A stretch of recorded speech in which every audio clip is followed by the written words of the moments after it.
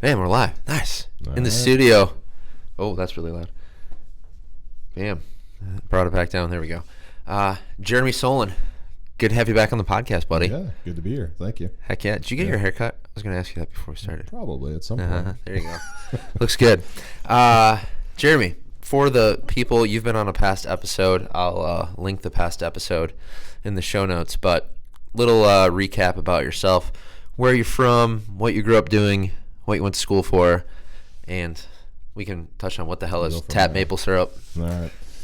Yeah, sounds good. So I'm from the Anigo area, north of Anigo a little bit, base of the glacial moraine, I like to say. I grew up in the hills, wandering the woods there. My dad and my uncle were loggers, and we had a farm, so I, grew up essentially in the woods. I'm a woods wanderer. That's where I'm most comfortable. I can relate. Yeah, exactly. Grew up. When I wasn't playing sports, I was out in the woods, fishing, hunting, trapping, whatever I could be doing there, or working. And then came to school here in Stevens Point, water resources degree, and then got a master's degree in education and a doctorate in sustainability education. So it's been, basically a path to trying to figure out how we move human society in a more sustainable direction and keep us connected to the land and to the rest of the world around us, and try to figure out how to live better in connection with those around us. I like it. Yeah. And then where does tap maple syrup fit in with that? Yeah. So Tapped is owned by my wife and I, based on our family's land north of Anigo. So my dad and mom are still involved in that, and our kids are involved in that. But we make craft infused, barrel aged, and pure maple syrup from sustainable forests in northern Wisconsin. So our land, and then neighboring landowners that we buy sap and syrup from as well. So that's kind of a passion project, side business at this point, but it's a way to keep us connected to the land and to keep the land in the family, and hopefully to build a rural economy around maple syrup in the Anigo area at least. I like it. Yeah. Bam. We're going to pause this for a second, though, because bam, bam, bam. There is a echo happening. Oh. And I'm going to fix it right now. Perfect. Before we get too far into it. It was driving me crazy. Sorry about that. That's all right. Where's the echo come from? It's coming off of... Bam. Try talking now. Yeah, how's this? It, for whatever reason... Okay. Bam. Tap maple syrups. Sorry about the, oops. There we go. Get back over here. It's coming from the fact that it was trying to pick up both things off the microphone. Yeah. There we go. Okay. Whew. All right. Whew. Fixed. Yeah. I don't know why I didn't catch that. Anyways. Okay. Tap maple syrups. Yeah. Good stuff. It is good stuff. So we're talking the sustainability factor of environment, food, outdoor recreation. I think you're pretty well passionate about all of those things, have a lot of experience in all of those things. Yep. And the big thing, well, not the big thing, but from many conversations I've had with Jeremy, I think we've known each other a little over a year. Yeah. 2 years now. Maybe we're getting close to 2. Yeah, getting there. I don't know. But every time I think I know something, or think my belief on something in sustainability is right, I'll post something, and then Jeremy will message me or comment on it and be like, Bill, here's this, and this. And I'm like, son of a bitch. So I appreciate that, though. Yeah, sure. I appreciate that, though. I'm on the same path. Never know what I know is, if it's certain or not. Exactly. But, yeah. So, that's the wrong one. Just making sure these are right. We're trying to even... Let's touch on the idea of forestry. So in the world of hunting, where there's always the idea of disturbed forests, it gets mentioned a lot. regenerative forest, new forest, forest succession, that idea. The big thing I shared recently was some groups believe we need to have that typically forest would be restarted from fire. That was the big one that I kept seeing. They're like, well, we've stopped forest fires from happening, so how can we reclaim that process? Right. And so that's where they're pushing for more potentially more aggressive logging type events. Right. And then you had posted and through one of our walkabouts kind of talking me through the process of typically what's actually happening at the forest level through natural weather patterns and that kind of thing. Yeah. So could you walk us through that? Sure. Well, I mean, I guess at the base of things is every forest is different, right? Every type of forest is different. So our forests, particularly in northern Wisconsin, are not very fire-based systems. But as we move south, central Wisconsin, southwestern Wisconsin, there are more fire. But particularly when we talk about fire in the U.S., that's especially a west of the Rockies phenomenon in drier forests. So especially the pine forests. The forests in the Midwest that were most fire dependent are those oak savannas. So we get the big burly bur oak trees with fire resistant bark. Evolved in that type of system. So every forest type is different. There are regions that we can talk about, and within those regions there's variability. So even though I said generally in northern Wisconsin they're not very fire dependent systems, but if you go up to Moquo Barrens, far northern Wisconsin, Bayfield Peninsula, that's a super sandy area that would have burned pretty frequently. So maybe every 10 to 20 years or something. How do you spell that? Burned. Moquuah. So there's a Moquo Barrens natural area. It's Forest Service owned land. One of the I have a picture from I don't know a while back. Kind of one of the most ironic pictures I ever took was this picture said Moquo Barrens natural area, and behind it was this massively overgrown jack pine stand. Because fire had been kept out of it for 100 years. Yep. It was not at all the natural system there. Typically those barren areas would be, kind of what you think of as oak savannas, widely spaced trees. After fire, maybe there would be an abundance of small trees that would grow up, but they'd get burned off again. So barrens gives this idea of kind of sparse vegetation. Yeah. But there was the sign, and behind it was this dense forest, which was not at all the natural situation in that area. And when that, so that, that's that kind of micro setting, depending on soils and climate and, other situations. And of course, in Wisconsin, Native Americans used fire consistently in areas where it made sense. So again, southern, central Wisconsin, they would have burned consistently to generate, openings for berries to grow, for places for animals like elk and bison and deer to graze in. So those systems were pretty, consistently disturbed by fire. Whereas those in northern Wisconsin, again, like the area where I grew up, the maple forests of those areas probably would have burned, maybe every couple hundred years or something, in some type of catastrophic type setting where probably a wind had come through, knocked down a bunch of trees, and then a fire started and it burned like crazy. Yeah. And so I think, one of the interesting things is we tend to have this perspective on forests that's a tiny little slice of history. We assume they're always going to look like what they look like now and always have. Yeah. And so that plays into it. And then there's this desire.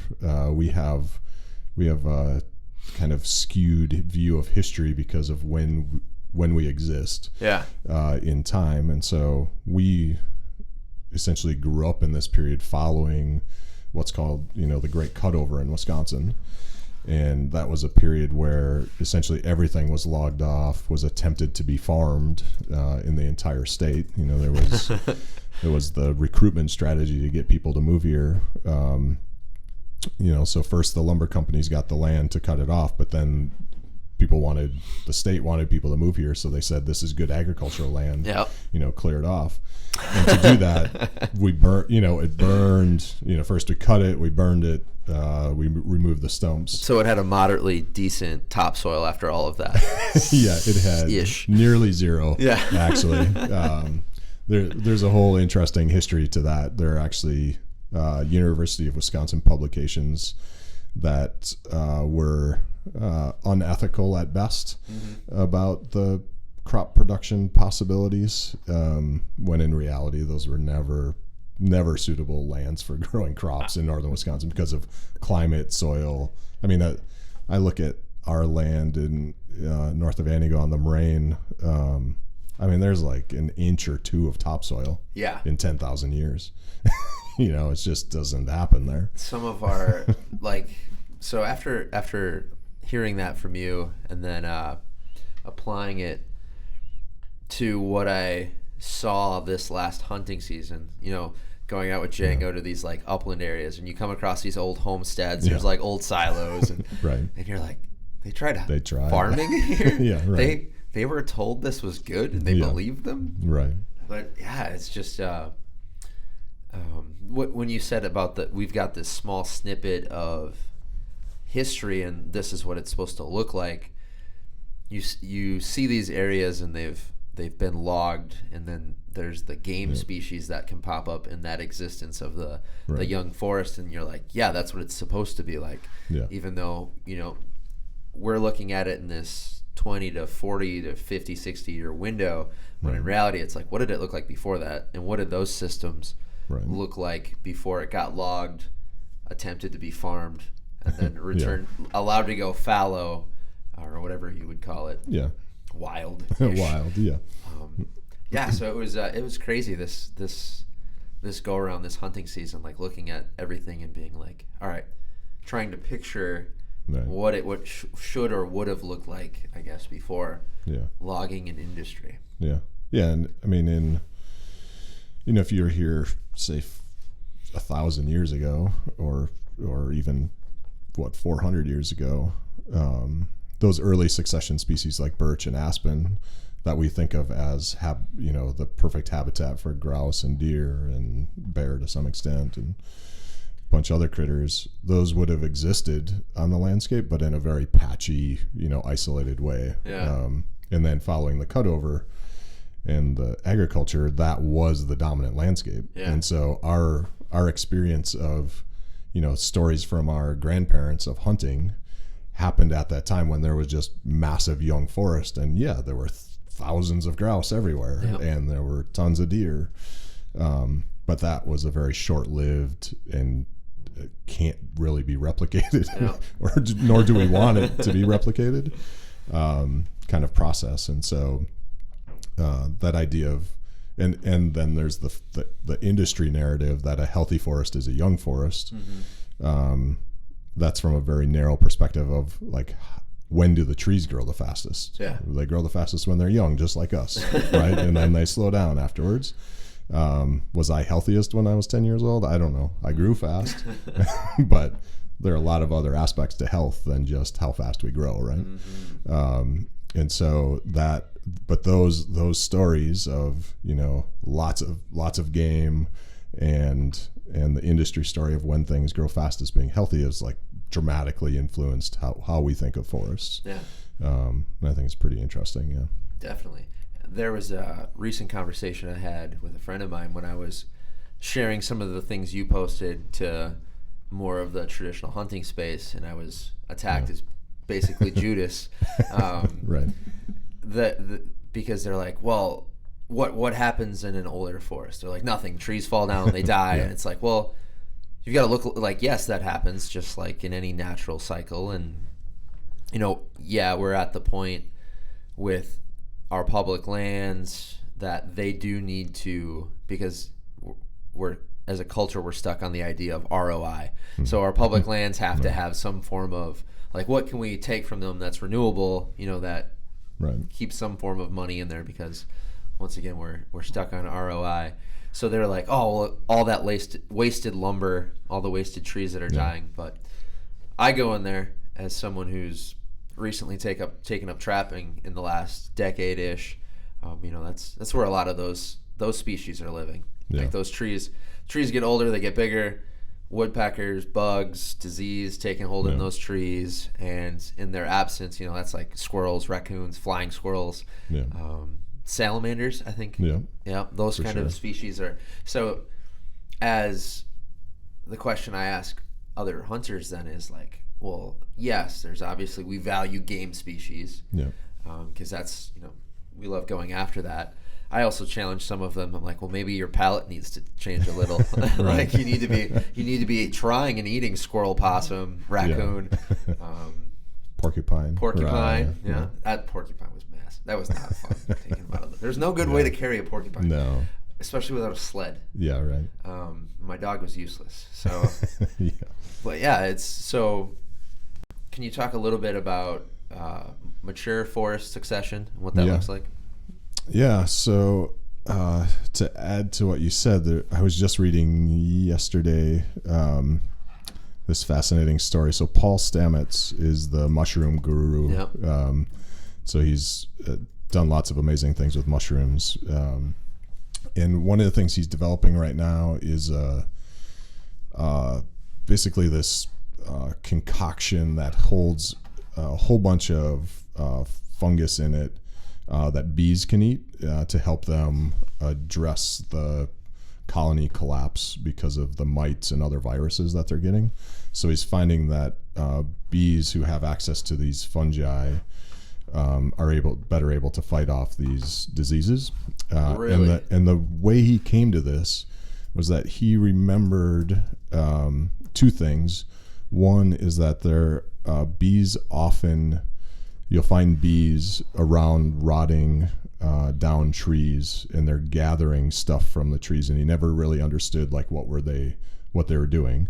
And then the other one, he has this story about watching in his garden.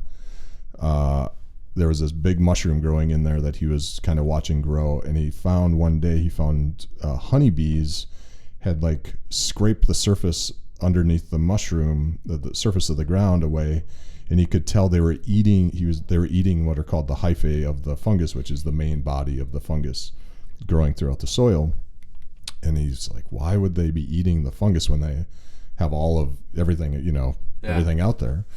And so he done some more research, blah, blah, blah, and developed this thing. But the big thing that he found out is that the bees are seeking out fungus in rotting trees. And so old growth forests, and essentially what we've done through logging and clearing and everything, is probably the one of the most destructive things we've done is removed down trees from the forest. And so we've lost that habitat for things like salamanders, other small mammals that are hiding under those. But it turns out we've also lost this massive kind of food source and medicine for bees, because they don't have as much down wood and all the fungus that's growing in it for them to access.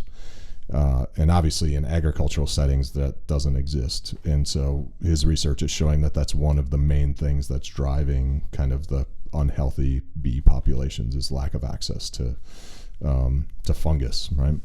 Wow. And that's just one little anecdote in a sense, but it points to how much we don't know about those natural systems, mostly again because we didn't grow up with them, right? As a society, we've continuously through time, cleared forests for agriculture and done all kinds of other things. And then we as a kind of more recent society have done, continue to do the same thing, and essentially thought of old forests as something to get rid of, that are decadent, that don't have any value to us. And so we're still learning in a lot of ways, but those forests, in most cases, they are more efficient with nutrients.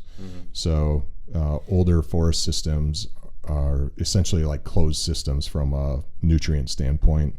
They're capturing carbon from the air, but the nitrogen, phosphorus, everything that is in their leaves drop every year, and then that's recycled in the next year. So they just continue through, and a lot of that is held in down wood and the forest floor and all of that. So they don't lose nutrients, essentially, where young forests are not very good at capturing nutrients. They're growing fast, but they're also really leaky systems. They're inefficient. So if you're looking at water quality, higher water quality tends to come from older forests. Things like, the species that are kind of the least common are found there. The one mammal that still exists in Wisconsin that is on the endangered species list. We've lost a lot of them, like woodland caribou and bison and things like that. But the one that's still here that's really low population is American marten. Yeah. There tend to be older forest species, especially where there's deep snows. So there's important habitat characteristics of those old growth forests. And they tend to, in a sense, like function at a forest level on small scale disturbances. So an individual tree will die, there'll be some blowdowns, individual trees will blow down, create an opening, and then a new tree, will grow up. And so you have, instead of a whole area being cleared out at one time, like through fire or something, there's smaller scale disturbances. So what happens with that is you get this huge variation of ages from little bitty saplings all the way up to 300, 400, 500-year-old trees in this part of the world anyway. And so there's a massive amount of diversity that exists, within those forests. Mm-hmm. Obviously, a lot more species. So young forests tend to be dominated by either aspen or birch. Older forests, would be a mix of sugar maple, red maple, yellow birch, hemlock, white pine, ironwood, musclewood, mm-hmm. on and on. So they're more diverse systems as a whole. So more diverse, more efficient, kind of different variety of habitat, and a whole host of things there. I think the interesting thing from my standpoint as tap maple syrup and a lover of maple syrup and of that process is, that's where maple syrup comes from, right? It comes from older forests. Sugar maples tend to be the dominant tree in older forests in this part of the world. I think I worked on a project a while back. I called this region kind of Sugar Maple Nation. Like that is our emblem in a sense. Yeah. It's what is most naturally growing here in the most prevalent species. But that network that exists and diversity that exists in older forests, we see it kind of above the surface, but underground is where all the amazing stuff happens. Mm-hmm. So sugar maple, they can grow in shade. They don't really need sunlight when they're little bitty seedlings, and research shows they might hang out as a seedling for 20 to 50 years. Essentially not grow at all. Uh-huh. And if you think of like what that means, like how is that even possible? Like essentially it means they're not getting enough food. They're not producing enough food on their own to grow. So the question is, well, how are they even staying alive? And it turns out they're staying alive because they're being fed by the adult trees that are interconnected through their roots, but mostly through, again, these fungal hyphae that are the internet of the natural world to connect all of the plants. And so the adult trees essentially are invested in their youth. Like when we go down, one of you needs to take our place. And so they've invested in keeping them alive. So they're feeding that lower story of forest. And, so that tree, when you see a maple sapling, that's your height, it could already be 50 years old and it's probably going to live for another potentially 200-300 years. Wow. So those are pretty amazing forests and lots of stuff going on there that again we don't get to see, and in a lot of cases we're still just learning about. Yeah, I want maple syrup. Yeah, because we touched on that that day we got out, and you're kind of like walking me through the different age classes of forest when we were out and found the bear tracks, and I've got my bear tag. Really? Bear permit for this year, so I'm gonna have to start doing some scouting. I have to get more involved with that. There's a couple potential opportunities I might have for bear baiting private property, but I think I almost want to go about some public land scouting and see if I can't just locate and maybe spot and stalk or ambush, like find a bear that's got a pattern and try to ambush them. We're gonna see, because I realized you only need like two or three points to get a bear tag in this area. So you're gonna be hunting without Django. Yeah, that's gonna be a bummer. That's gonna be a bummer. He's gonna be mad at you. He's gonna be super ticked, super ticked. Yeah. But we'll see. I'll probably only. I realized deer hunting too last year. Like, while I love deer hunting, I don't really like deer hunting in the morning. Like, I'll go out in the rut in the morning because it's the rut and whatever. Yeah. But for me, deer hunting is like an evening thing. I walk back with my tree stand, get it set up, and I even with the wind or wherever, I typically am finding a spot where I can watch the sunset. And Nice. Like, more often than not last year, that was like, well, where's the sunset going? Yeah, right.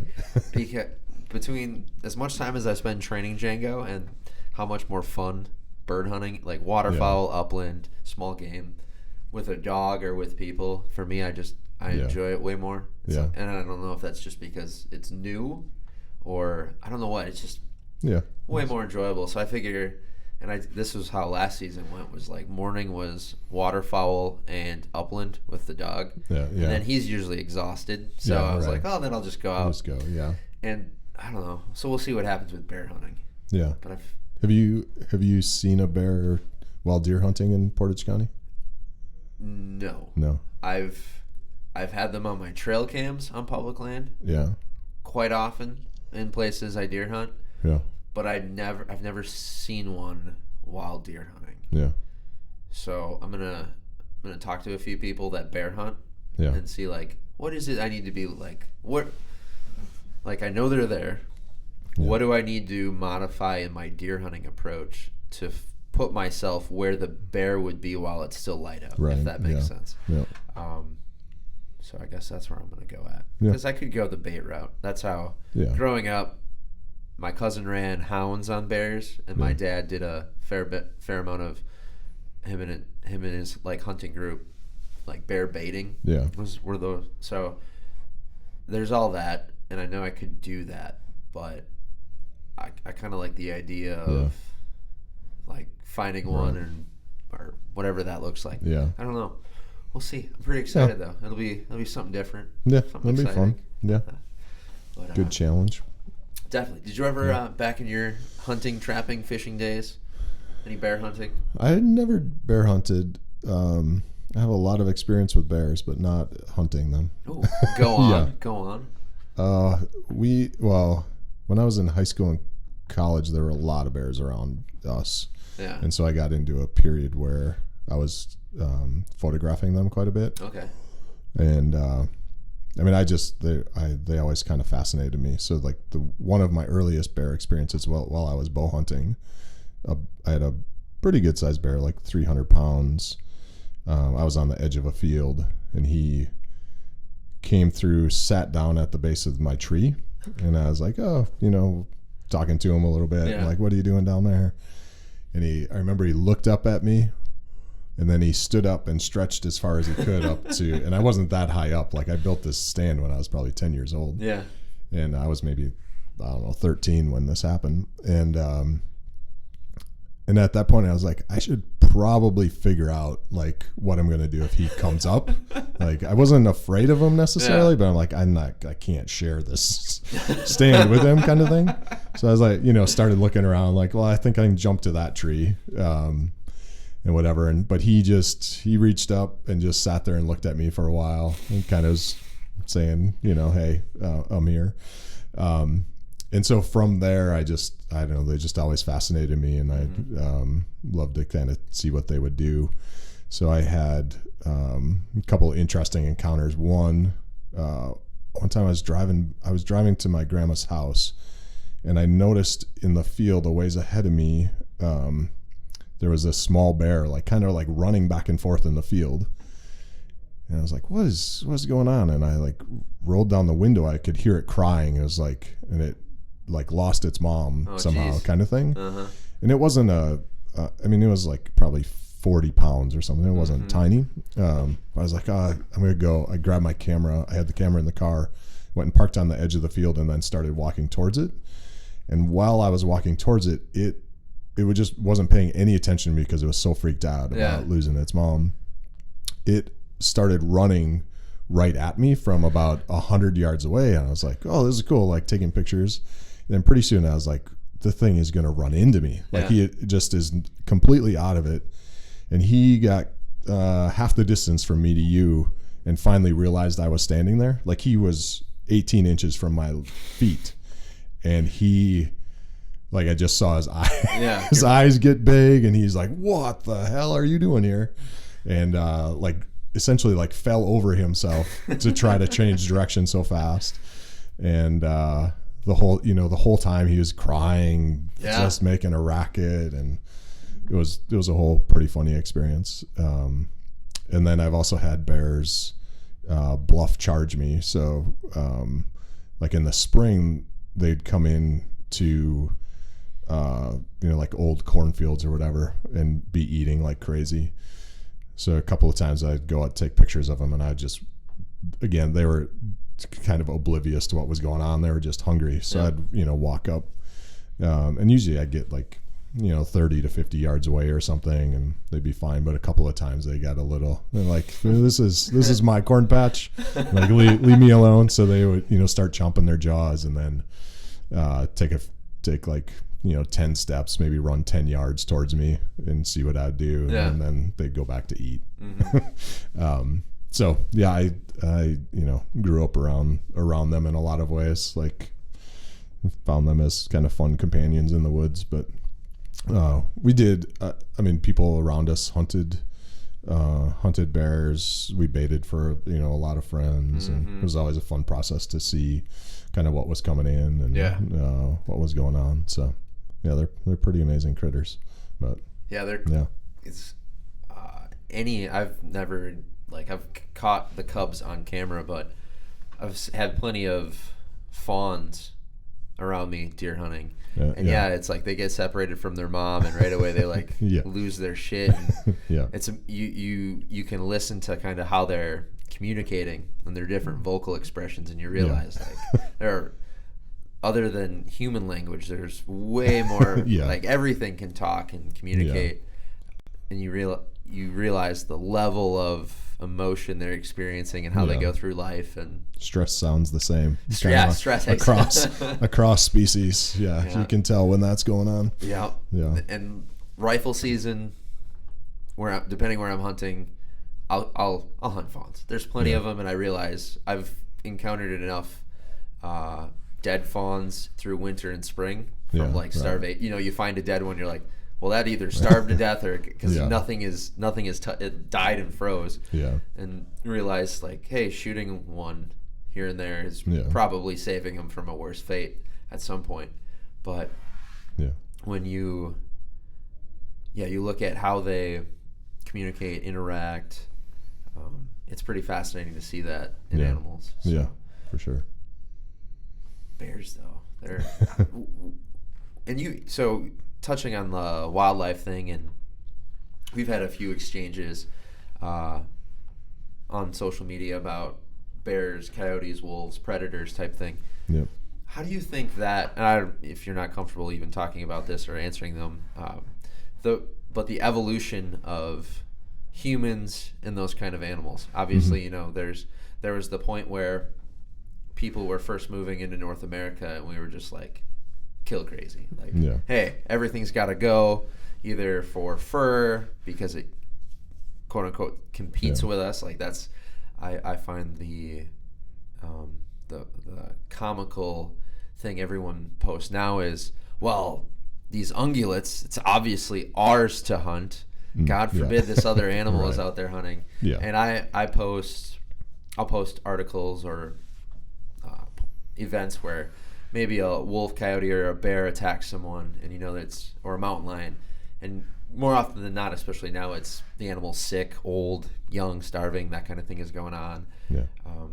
But at some point, like, I'm guessing humans and those animals are actually competing, eating each other or whatever that look like. But from your standpoint, what do you kind of think of the whole scenario with predators on the landscape, ungulates, urban areas? Yeah, it's an interesting one, right? So, I mean, for the most part, the threat to people is pretty minimal of what we have.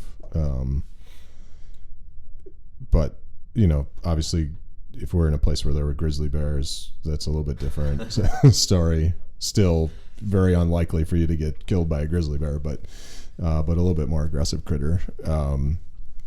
But obviously there's, threats to pets and all of that. So I definitely understand the concern. Yeah. My take on all of it is, in a sense, like, we're just part of this whole system. Like, nothing is ours. Yeah, right. Like, we don't have any right to it any more than anything else. So yeah, it's just kind of like, to me, it's just like in a sense, like the background to what we're doing. It's like, yeah, the deer ate the wolf ate the deer. Like, so what? Like, I don't get mad because you shot a deer, right? So I don't know why I'd get mad because a wolf ate it.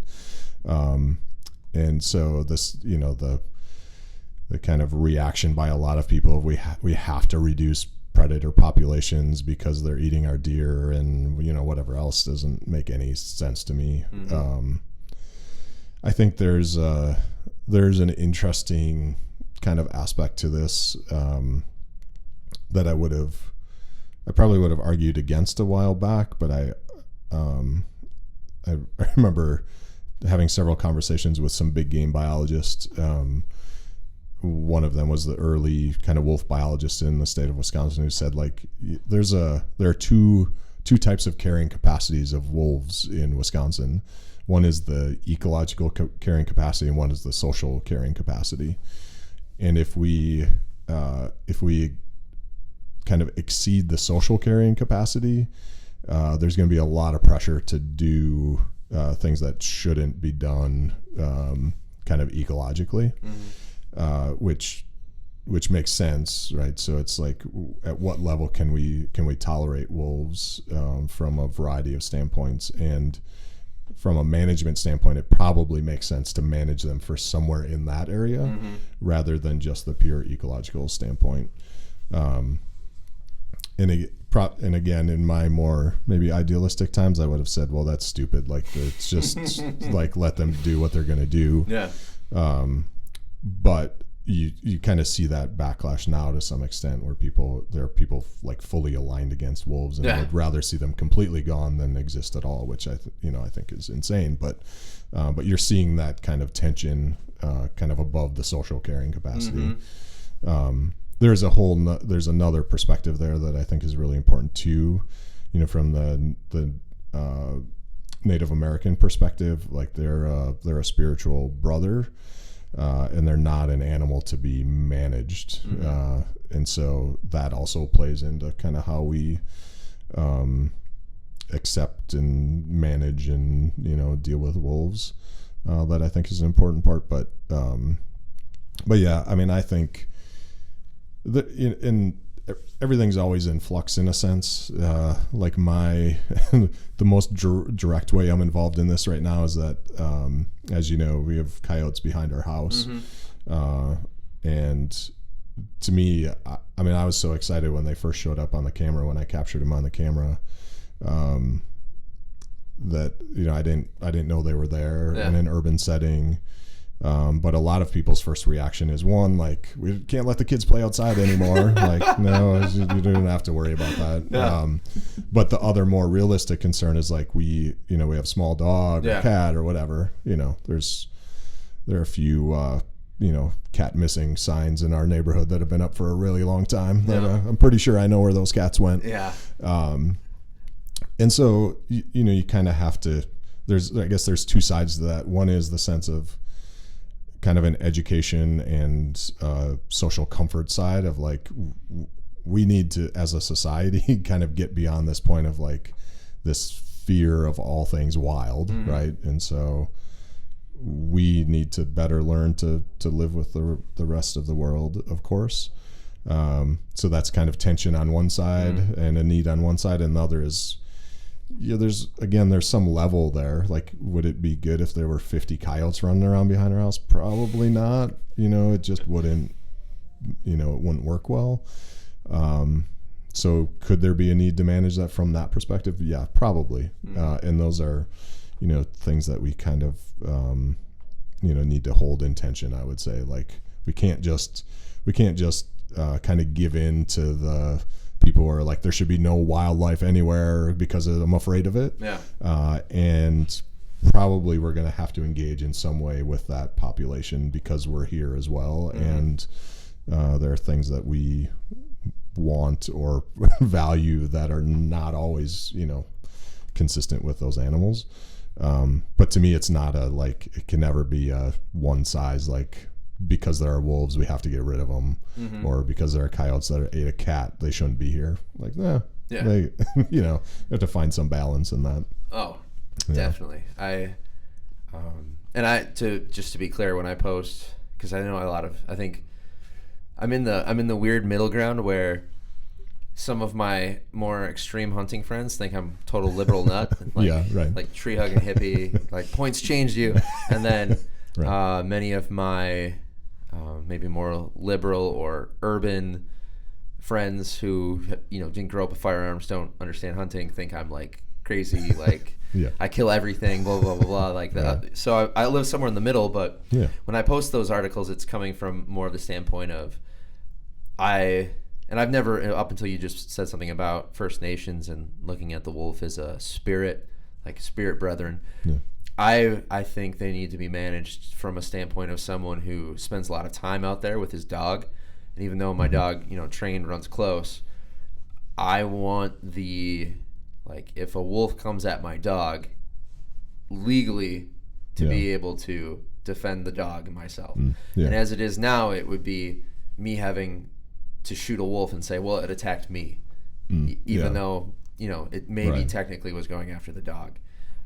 I've had some friends, northern Wisconsin, who have had wolves come after their dogs, and that's the common conversation with law enforcement being, well, you can't shoot a wolf or whatever because of it coming after your dog, like that kind of thing. So I look at it as in kind of just like a mutual understanding. Like I had wolves all around me opening weekend of deer season, like sounding off on the hills all around me where we trapped. One of the spots we trapped, we were able to hike through, across the marsh, and wolves were howling all morning long, and I still saw deer. One time I fell asleep, woke up, there were deer, and there was no moving my weapon,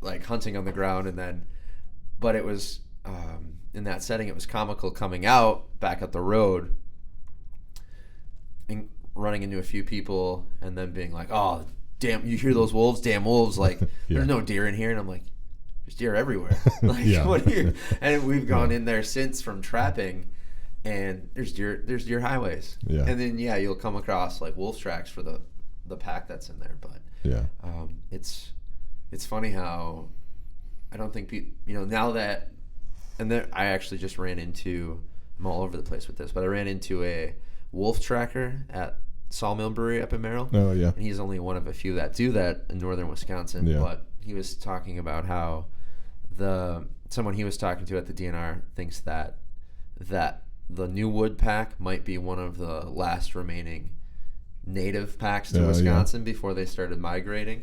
And I'm like, to me that kind of makes, could make sense. It's a big enough area where they could have been pushed into the interior and are now just recently growing, expanding, and coming out of there without being shot at or poisoned. But Right. so it's a interesting conversation to hear from both sides, and then Yeah. people who see that they've reached, like you said, the population's improved. It's reached a social carrying capacity, and in some places, it's matched or surpassed what the DNR has said for an ecological carrying capacity. Right. But the people who actually don't spend any time out in the woods, they're like, oh, we can't take them off. Like, they'll just get hunted to extinction again, or people will kill them off. It's like, no, they won't. Like, they'll, and then it's hard to describe the value or the management standpoint from tags, Right. Trapping, hunting, what that looks like. So it's a weird world we live in. It's a tough one. I mean, personally, kind of like have lots of different thoughts about it that don't that are in conflict, I think. Yeah. I mean, talking about dogs, it's interesting because even just to give you a little glimpse into what happens in my brain. Like when you say, you want to be able to defend Django in a sense, and to me that makes sense, right? Like I can understand that.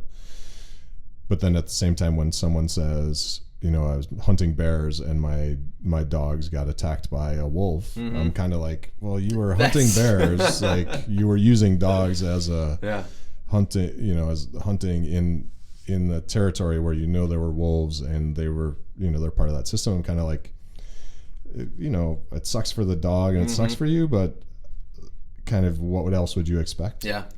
But it's the fascinating part about that is like you draw, I in that kind of thinking process draw a line somewhere, right?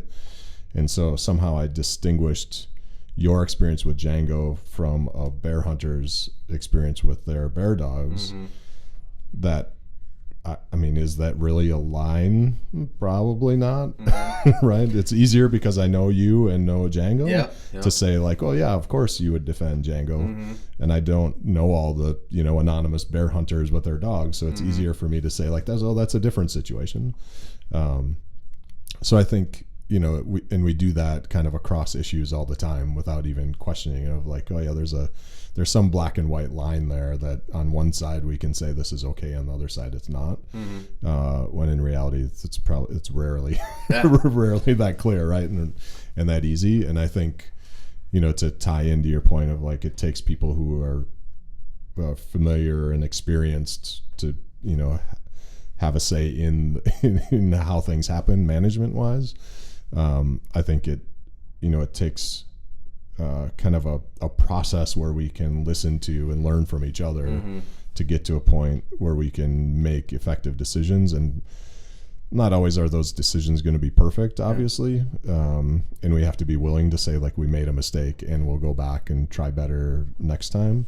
But I think at this point, especially along wolves, like the camps are so divided that there's no listening to each other. And as a result, a decision is made on one side or the other, and there's no agreement, so it gets pretty contentious in a hurry. So yeah, it's one of those issues that's pretty difficult. Oh, it's super, super.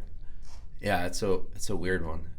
We had when we were up in Bayfield early in grouse season, and that was something I was aware of because obviously like it's a thought in the back of my mind, but it's not going to stop us from going out into the woods and hunting. Right. And I'd look at the DNR's website and be like, all right, where did bear attacks happen this year? Where are the wolves potentially with the rendezvous sites, with their dens, blah, blah, blah, blah. We'd pick hunting spots off there. We were camping, sleeping in the car, like we were camping on county land, sit up at night, do I hear wolves? All right, if I hear wolves, we're not going to go to that area. Like, why invite conflict? For me personally, at no point am I like, well, that's my public land. The damn wolves don't belong there. So it was, playing that route. Or if we're out on the logging trails, because everything loves trails, is there wolf scat? Yeah? Okay, we're not going to hunt here. We'll go somewhere else. Right. I have a car. It's very easy to find somewhere else. Right. But we were out, there was nothing on the website.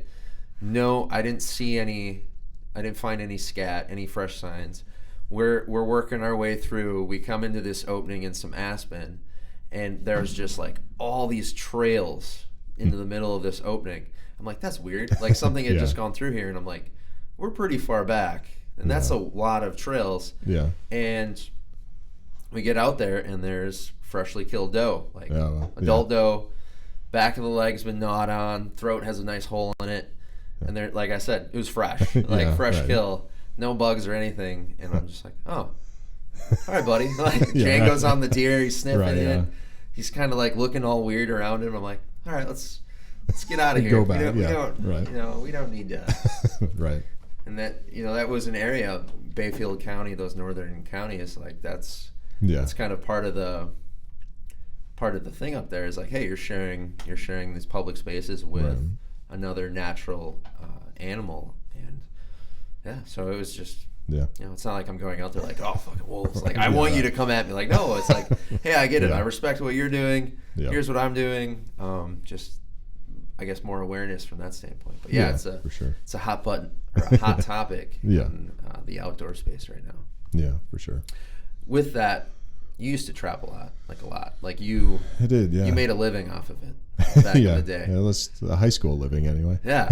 Hey, that's right. Considering trapping is super freaking hard, especially if you're doing a full line and you're in high school. Yeah. It's a weird way to be disciplined in high school, but I get it. Yeah. Did you ever have what was trapping for you? What were you after? So mostly, I mean, I did a little bit of everything. In the fall, we'd trap muskrats and mink, and then in the winter, mostly beaver, a little bit of fox and coyotes. So I grew up. I never met my grandpa, but lots of stories of him trapping. He did a lot of trapping, and then my dad and uncle were doing a lot of beaver trapping and a little bit of fox trapping as I was growing up. And then when I got into elementary school, one of the favorite things we did was we'd go stay at our cabin for 4 days, my dad and I, and then we'd trap muskrats. So we'd hang out there, and those were always kind of fun weekends. So that, I grew up with that. And then as I got into, actually, I think I probably started trying to trap fox when I was like 8 years old. I'd have a little walking route line just around our farm. I was just telling our youngest daughter, who's in 4th grade now, my 4th grade memory, I took off a day of school to track a fox that I had, a trap I knew I had, or the trap was gone, but I couldn't find it. So my dad let me take the day off to go, try to find it. I'm sure there was probably some interesting conversation between my mom and dad about that, but I don't remember that. But yeah, I spent the day following that thing. It was a kind of a pretty fun day. I found the fox. It had gotten out of the trap, but I found its tracks, and my cousin and I actually followed it all the way to a den. And I remember my dad telling me, like, if you find the fox, you're going to be able to run it down. Mm-hmm. And I was like, well, I'll be able to run a fox down? He's like, well, yeah, if it's got a trap on its foot, it's not going to run that fast. But I didn't necessarily connect those things. So when we followed it to the den, I was like, oh, if we can scare it out of the den, I'll be able to run it down, kind of thing. So I remember we found there were 2 holes in the den. I was standing by one side of it, and my cousin by the other. He's like, I'm just going to yell in there really loud and see what happens. And we're like, sure. And he yelled, and the fox came running out of the den. Uh-huh. And I remember taking like 5 steps after it and being like, I'm not catching that thing. It's like, it's already 100 yards ahead of me. But it was a whole, pretty cool experience. So that was when I was 10. And then I started probably when I was, 14 or something, with a snowmobile, run lines. And then through college, I did a lot of beaver trapping. And then got a little bit more into like raccoons and muskrats in the fall, when I was at school here. So yeah, I did a lot, and then kind of quit cold turkey probably when I moved to Duluth for grad school, and I haven't done anything since then. Some of it is, I couldn't see myself trapping predators at this point on land. Like, I just couldn't. It's a hard process. because the killing is too direct. Yeah. And and for the most part, like, I don't know that we have enough red fox in the world. I'm happy for there to be more of them. Yep. But yeah, like, I occasionally have this inkling of like muskrat trapping and beaver trapping is pretty fun, and the killing of them is pretty immediate. And so I ethically feel all right about those, but just haven't had the time or opportunity to go back. But it was definitely, the thing about trapping and hunting that is the hardest. It's hardest to explain to anybody else, and also, like, it in some ways doesn't make sense. But you are in such a like different state of mind during those times that people say, well, you can do that without doing, like, killing something. And maybe it's possible, but I haven't found that to be true. Like, walking through the woods is very different than walking through the woods trying to figure out where to set a trap or hunting an animal. Your senses are so... Yeah. When you just said, when you touched on the frame of mind you're in, that like resonated, because when I go out, if Marissa and I go out, we're snowshoeing. That's what it is, snowshoeing. Like, if I see wildlife, I'm still, but the moment I see a track or something, like, while we're out, it like triggers like a totally different reaction. Or if I'm out, with the dog, small game hunting, and or with traps, like him and I'll go out, I'll have a bag full of traps. It's completely, you're zeroed in on a completely different type of, I don't know. Like, it's like you just said, it's hard to describe to someone that doesn't do it, but it's to me, the closest I can get to is playing sports. It's a in the zone thing, where, like, everything else is gone, right? There's no rest of the world. It's just the thing that you're focused on. And in, like, that's where, I mean, if I think, like, what I've learned most in my life, in particular about the natural world, like, almost all of that came through hunting and trapping. Like, it, I've added, layers onto that from reading and blah, blah, blah. But at the core of it came from those experiences, when I was from 8 to 20 years old, where you're just immersed in it. And I can still do this to some extent, but during that time I could sense like a sixth sense kind of thing of what was going on, or whether there was a deer around, or something else.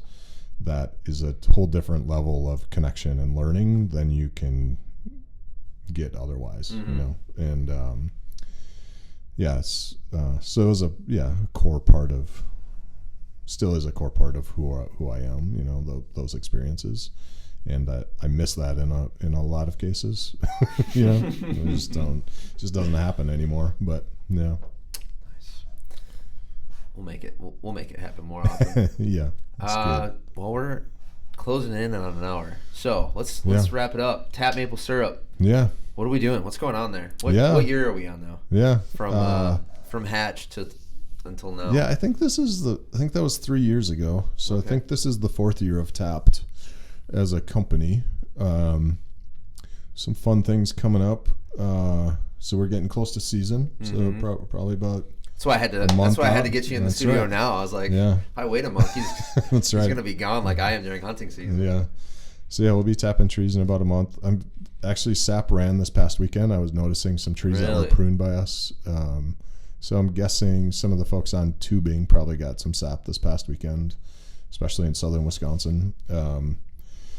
So that'll be coming up. We'll be sending out invitations to join us in the woods to do that. And then we're doing some fun events March 10th, which is just over a month away. We're going to be in Minneapolis at Lawless Distilling doing their guest bartender night, also called Pizza Night. So we'll have 3 drinks on the menu featuring Tapped, and that's in partnership with Bitter Cube Bitters, who we've been working with quite a bit. So we have the maple syrup, the old-fashioned cocktail syrup that we did with Copper and Pines. So good. Yeah, that's an amazing syrup. We use BitterCube bitters in there. So we've been working on a partnership with them, and we'll come out with bitters, essentially a bitters infused maple syrup this spring. And they're going to use that in one of the drinks. So that's still a little bit in development. It won't be released at that point yet, but that'll be one of the cocktails featured at that March 10th pizza night. So that'll be fun. We're going to do the tapping again. That's the plan, is to do that April 18th with a little bit different focus. So that'll be in the Maples. Food is going to be done by our friend Mitch Below, who's up at the Hilton Garden Inn. So we're calling that, Sugar Bush food. So a little bit easier prep on some of those things. But then a lot of music, and Copper and Pines is again going to do a couple of cocktails, one 0-proof cocktail and one full-proof cocktail. I don't know if that's the counter to that or not, but we'll go with fully full-proof. Loaded. Yeah. And then some beer, obviously maple syrup themed. So invitations will start coming out about that soon. Nice. And then we're going to do our maple syrup release party this year at BitterCube in Milwaukee. Oh, nice. On May 23rd. That'll include a cocktail class run by them, and then both bars will be open, and we'll be doing some fun things throughout the night. So. Badass. So lots of fun events coming up. This weekend, obviously, is food fair. So Saturday is Farm Shed's food fair. So we'll be there sharing samples of syrup and connecting with folks. That's always an amazing event. Kind of in a sense, the like end of the year for us. So that's the last event we do before we go into maple syrup season. So it's a good chance to connect with folks and see everybody before everybody starts getting busy with syrup and then into planting season and all of that. So that's kind of like in a sense, like the end of winter for us. Yeah. Yeah. It's have you read The Last River Rat by Kenny Selway? I have not read it. I actually met Kenny a while back. Oh, okay. But he did a presentation at a conference I was at and got to talk with him for a while. But yeah, seems like he'd be a cool person to talk to about this stuff. But in his book, he talks about how he's like, whoever's the dumbass that had January be the start of the year, he's like, he makes a case for like March or April. Right. Yeah. It doesn't make any sense. Yeah. Kenny was the one. I remember him making a comment one time. I don't remember exactly the setup, but I think we ate dinner and then he presented. And he said, we as people kind of in the same line do this thing where we eat and then have speakers. And it's the dumbest thing. Like, we're the only animal that doesn't just go to sleep after we eat. Like, even though we want to, everybody wants to go to sleep right now. Like, why do we invite speakers to come up? It's like a coyote would be sleeping right now. Like, we should just go do that. I love that. That's so true. I never thought that would be something he would say. Yeah. Dude's awesome. But yeah, I just read his book recently this last year. I'm nice. like, how did I not know this existed? Yeah. He's a fascinating guy. The world needs more people like that. For sure. Yeah, you going to come out and tap with us this year? Or at least haul sap? I was going to say I need to come out there for a sap workout. Yeah. So those are all the great Tapped events going on. Has anything, review the Tapped mission, and has anything changed? What are the big, more existential, sustainable goals happening on your front with Tapped? Yeah. So I mean, Tapped exists really for two purposes. One, to keep us connected to that land and keep that land in our family. So a way to generate revenue that allows us to do that. And then the other is to support rural economies. So I think there's we have a lot of potential with maple syrup in Wisconsin, and a lot more kind of products to develop to bring that to reality. But that's one of the areas that we're focused on is building rural food systems and rural food based economies. So those are consistent. I think we're starting to realize that in some ways, at least through the other maple syrup producers that we're able to support. TAP continues to grow pretty dramatically, which is exciting and challenging and scary and fun and all of that. So we focus on innovative, unique products and uses of maple syrup. So we continue to evolve there. We're still, the idea of using maple syrup as a sports nutrition and energy source is still there, and we're still slowly plugging along with that. I would say that that has a lot more to be realized, and we're trying to figure out how to do that in a way that makes sense. I've had some conversations with other folks who are doing some of that work too. Anderson's in Wisconsin Anderson's Sugarbush in Wisconsin as well has done a little bit of that work. So we're trying to figure out how to move forward there. We continue to develop new infused products, as I talked about with Bitter Cube, but the big thing that we're continue to focus on is partnership building. So the partnership with Copper and Pines, with Siren Shrub, with Bitter Cube. We have a few others kind of in the works that'll continue to be a focus of what we do. And then kind of we're still very much a Wisconsin distribution system right now. So we're still working a lot on Milwaukee, hopefully get into Chicago this year, a little bit more into the Twin Cities. So trying to build more of a regional effort there, I think is where we'll go this year.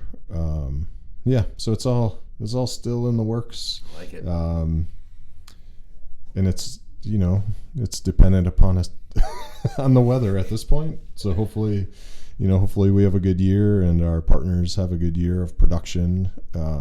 We got lucky this past summer. There were a lot of big storms in our area. We had a few trees come down with that, but there were sugar bushes not too far from us that got completely flattened. So we're all the trees are still there, which we're grateful for, and should be in good shape with all the rain we had. They should be pretty happy. We're just plugging along, trying to get more people connected in, hopefully get more people out in the sugar bush this year. So we'll, like I said, be sending out invitations to join us for tapping and hauling sap and checking out the process and all of that. Sweet. Keeping on. Love it, man. Yeah. You got anything, any last plugs or concluding thoughts you want to end with? I don't think so. We covered some good ground. Touched on a lot today. A lot of things awesome. I wanted be able to share your thoughts on, because I think on especially a lot of things we covered, from maybe both of the extremes that most people hear or are shared. I think you have a lot of really good middle of the ground ideas that more people should maybe consider. Or I don't know. I enjoy listening to your stories, man. Yeah. And thanks. Yeah, it's good to be here. Yeah. Keep up the good work. Thank you. Yeah. I want more people on the if not tapped maple syrup, at least local maple syrup. Like where you live, Wisconsin syrup. We had a guest at the house the other day, and I get big jugs from back home from some friends of the family. We pull it out. I'm filling up my little bottles I use for cooking, for travel, for electrolytes, and she's like, "You go through all of that in here? Like this is like number 4 or 5 of these half gallons." She's like, "Oh, we got a little bottle that her dad or someone knows," and she's like, "Then we just get the store-bought stuff." Oh, I'm like, "It's the year 2020. Yeah. You're still buying the Still corn syrup, buying maple corn flavor." syrup. Yeah. I was like, "So, all right. So now I got to double down. All right, That's right. We got to get more people." It's there. It's it is based on the weather, but it's renewable. Yes. We're tapping into a natural process that's been happening for a long time, and Yeah, for sure. I love it. All right, man. Cool. Later. Thank you. Heck yeah.